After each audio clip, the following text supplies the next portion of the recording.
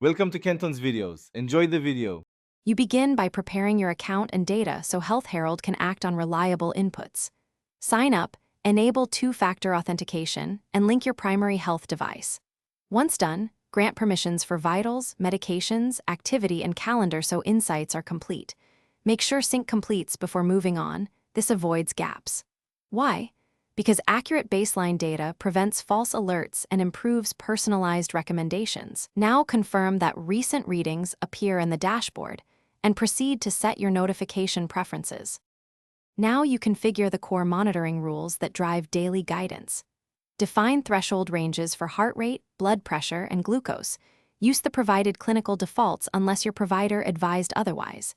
Then create medication schedules with reminder windows and mark adherence tracking on. This powers trend analysis. Next, set alert severity and escalation. Choose which readings trigger push, SMS, or call to emergency contacts. Transition smoothly by testing one rule with simulated data. Finish by validating the entire workflow and preparing for routine use. Run a full system test with simulated vitals to confirm alerts, reminders, and data export work end-to-end. Once validated, review the weekly summary and export a report to share with your clinician. This closes the loop on care. If something goes wrong, like sync failures, restart the app, verify permissions, and reconnect the device. If that fails, reauthorize integrations. This single troubleshooting tip resolves most issues quickly. Thanks for watching. Consider subscribing if we helped you.